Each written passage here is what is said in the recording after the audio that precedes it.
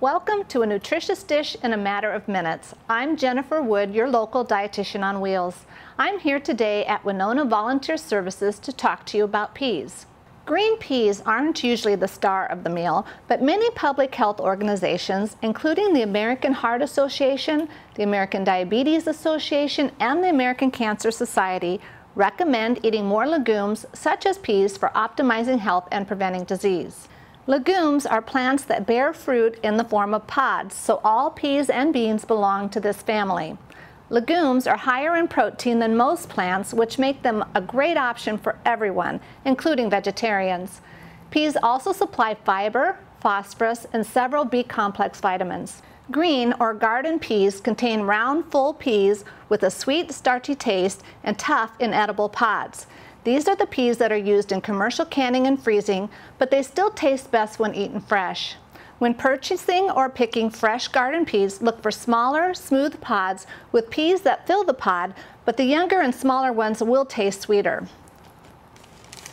Snow peas are flatter than garden peas, with just a shadow of flat peas in the pod. They are often included in stir fries and are known for their edible pods. They are sweeter than garden peas. When picking or purchasing, look for smaller pods since they will be more tender and sweet. Sugar snap peas are kind of a hybrid between the two types of peas. All fresh peas should be eaten within a few days of picking or purchasing.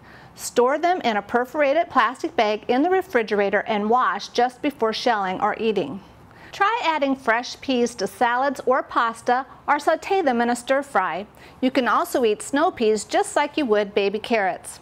But the way we like fresh green peas in our house is in this delicious recipe for creamed peas and potatoes. To make this recipe, you will need 1 pound of small red potatoes washed and quartered, 2 cups of fresh or frozen green peas, 1/4 cup of butter that's been cubed, 1 chopped green onion or some chopped fresh chives, 1/4 of a cup of all-purpose flour, a 1/2 teaspoon of salt, 1/4 teaspoon of ground black pepper, and 2 cups of low-fat milk.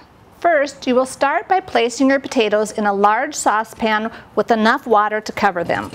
Then you'll bring the potatoes to a boil, and once they're boiling, then you'll reduce the heat and simmer them for about 10 minutes. Once the potatoes have been boiling for about 10 minutes, you'll want to add the peas and cook for another 4 to 5 minutes. While the peas are cooking, you'll want to start with the roux in another saucepan. You start by making a roux by melting the butter in the saucepan. Once the butter is melted, you'll want to stir in the onion and sauté that for a minute or so until the onion gets a little tender. After that, you'll want to add the flour and the salt and pepper to the butter and whisk it in. Then you'll want to cook that for another minute or two just so that the flour doesn't have a raw taste to it. Then you whisk in the milk gradually.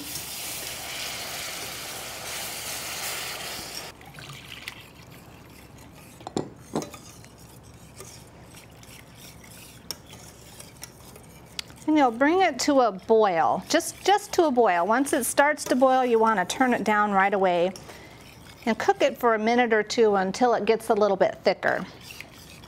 Once the cream sauce is thickened a little bit and the peas and the potatoes are done, you'll want to drain the peas and potatoes and add it to the cream sauce.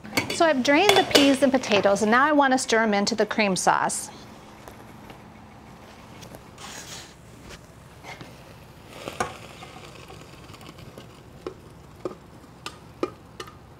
Once you have it nice and mixed, you want to place it in a pretty dish, and there you have it, a nutritious dish in a matter of minutes. I'm Jennifer Wood, your local dietitian on wheels.